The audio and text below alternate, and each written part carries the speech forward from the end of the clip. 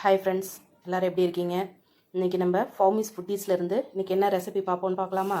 இன்றைக்கி நம்ம உளுந்தங்களி எப்படி செய்யலாம் அப்படின்னு சொல்லிட்டு பார்க்கலாம். உளுந்தங்களிக்கு தேவையான பொருட்கள்: பச்சரிசி காப்படி, வெறும் பச்சரிசி மாத்திரம் காப்படி இந்த இதில் போட்டுக்கணும்.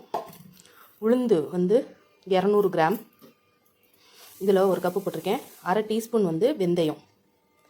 இப்போ இது மூணையும் என்ன செய்யணும், ஒன்றா ஊற வச்சிடணும். இந்த பாருங்கள், 200 இது, அரை டீஸ்பூன் வெந்தயம். இதை எல்லாத்தையும் ஒன்றா போட்டு தண்ணி ஊற்றிடணும். இது பாருங்கள், ஓவர் நைட் நம்ம இதை ஊற வச்சுக்கலாம். இல்லை நைட்டுக்கு செய்யணும் அப்படின்னு சொன்னிங்கன்னா மத்தியானத்துக்கு நீங்கள் ஒரு 11 மணி 12 மணிக்கு போட்டாலும் பரவாயில்ல. இப்படி போட்டு நல்லா நம்ம அது ஊறட்டும். ஊறினோடனே பொங்க அதை நம்ம ஆட்டி எடுக்கணும். உங்களுக்கு ஆட்டையில் காமிக்கிறேன். இப்போ பாருங்கள், நம்ம இந்த உளுந்தை ஊற வச்சு எடுத்துக்கிட்டோம். நைட்டு ஊற போட்டனால ஓவர் நைட் ஊற போட்டிருக்கேன். நீங்கள் பகலில் நம்ம நைட்டுக்கு சாப்பாடு செய்யணுன்னாலும் அதனால் ஒன்றும் இல்லை. 11 மணிக்கு ஊற போட்டு ஒரு 5-6 மணி நேரம் ஊற போட்டுக்கோங்க. இந்த பாருங்கள், நல்லா ஊறிடுச்சு உளுந்தங்களிக்கு. இப்போ இதை கிரைண்டரில் போட்டுக்கலாம். இந்த பாருங்கள், கிரைண்டருக்கு கழுவி வச்சுருக்கேன். இப்போ நம்ம கிரைண்டரில் இதை போடுவோம்.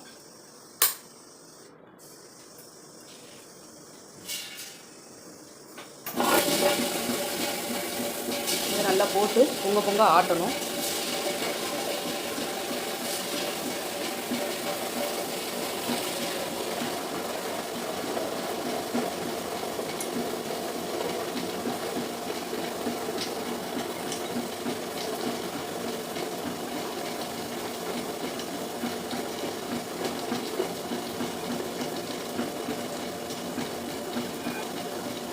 பாருங்கள், எல்லாத்தையும் போட்டாச்சு. இனி இப்படியே ஆட்டி வர வேண்டியதான். 1 டம்ளர் தண்ணி இருக்கும் இந்த இதில், அரிசியிலேயே அதை ஊற்றிருக்கேன். பத்தாட்டி இன்னும் கொஞ்சம் தண்ணி ஊற்றிக்கலாம். இந்த பாருங்கள், நம்ம இப்படி ஆட்டையில் கொஞ்சம் தள்ளி வேணும். அப்போ தான் அரிசியும் உளுந்து நல்லா குருணை இல்லாமல் ஆடும். இப்போ பாருங்கள், இந்த இவ்வளோ கெட்டியாக இருக்குது. இன்னும் தண்ணி பத்தலை. இன்னும் நம்ம கொஞ்சம் தண்ணி ஊற்றிக்கலாம். இன்னும் 1 டம்ளர் தண்ணி ஊற்றிக்கலாம். நல்லா இட்லிக்கு உளுந்து நம்ம பொங்க ஆட்டுவோம் பார்த்திங்களா, அது மாதிரி நல்லா ஆட்டணும். இப்போ பாருங்கள், நல்லா உங்களுக்கு நல்லா சாஃப்டாக இருக்குது. இந்த அளவு இதில் நம்ம தோண்டிக்கலாம்.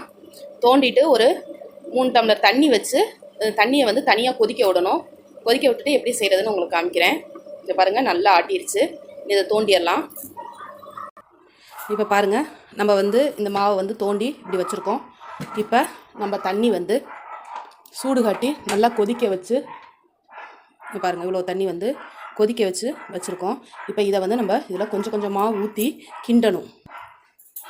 இதை இப்படி கொஞ்சம் கொஞ்சமாக ஊற்றி கிண்டணும். எடுத்தோடனே நம்ம அடுப்பில் வச்சு இது பண்ணோம்னா பிடிச்சிடும். அதனால் அடுப்பை நீங்கள் பற்ற வச்சுக்கணும். பற்ற வச்சுட்டு இப்படி மெல்ல கிண்டணும். கைவிடாமல் கிண்டிட்டு மாத்திரம் இருக்கணும். அப்போ தான் அந்த குட்டி குட்டின்னு சொல்லுவாங்க. குட்டி குட்டினா அது கெட்டியாக இல்லாமல் நல்லா ஒன்று சொன்னது மாதிரி இருக்கும். எல்லா மாவும் பார்க்க நல்லா சாஃப்டாக உங்களுக்கு நல்லா இருக்கும். அதனால் அப்படி கிண்டிகிட்டே இருக்கணும்.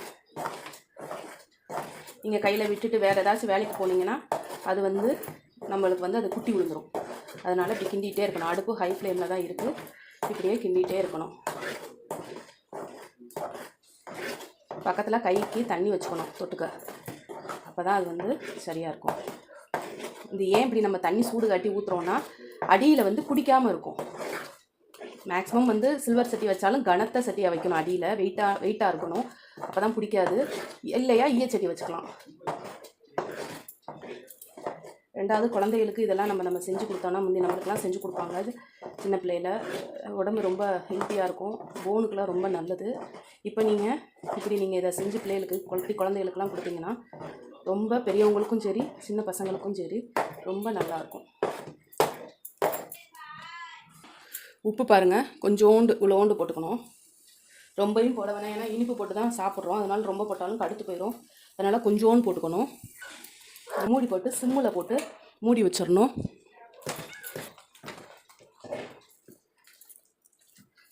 சுடுதண்ணி கொஞ்சம் கூடயே வச்சு கைக்கிட்ட வச்சுக்கணும். நம்மளுக்கு மிஞ்சி போனால் ஒரு 600 தண்ணி தான் செலவழியும். 3 டம்ளர் தண்ணி 200 கிராம் டம்ளருக்கு 3 டம்ளர் தண்ணி தான் உங்களுக்கு வந்து செல்லும். சிம் பண்ணிடணும் அடுப்பை. அடிச்சுட்டு இது ஒரு 5 நிமிஷம் அப்படியே தம்மில் கிடக்கட்டும். அப்போ தான் வந்து உங்களுக்கு நல்லா வேகும். ஒரு மூடி போட்டுடலாம். இப்போ ஒரு மூடி போட்டுடலாம் நல்லா கிச்சனு. இப்போ பாருங்கள், நம்ம வந்து திறக்கலாம். பாருங்கள், கையில் ஒட்டாமல் இருக்குது பாருங்கள், வந்துருச்சு. இப்போ இது எப்படி கிண்டி விடலாம். சிம்லேயே தான் கிடக்கு. அவ்வளோதான் ஃப்ரெண்ட்ஸ், களி வந்து உங்களுக்கு ரெடி ஆகிட்டு. இது ஹெல்த்தியான உளுந்தங்களி நம்மளுக்கு ரெடி. இதை வந்து குழந்தைகளுக்கு கண்டிப்பாக செஞ்சு கொடுங்க. பெரியவங்களுமே சாப்பிட்லாம். இப்போ வயசானவங்களுக்கு இடுப்பு வலிக்குது, கால் வலிக்குது சொல்கிறாங்க பார்த்தீங்களா, அவங்களுக்குமே சாப்பிட்லாம். இதை வந்து நம்ம நல்லெண்ணெய் ஊற்றி ஜீனி போட்டும் சாப்பிட்லாம், மண்டை வெல்லம் போட்டும் சாப்பிட்லாம்.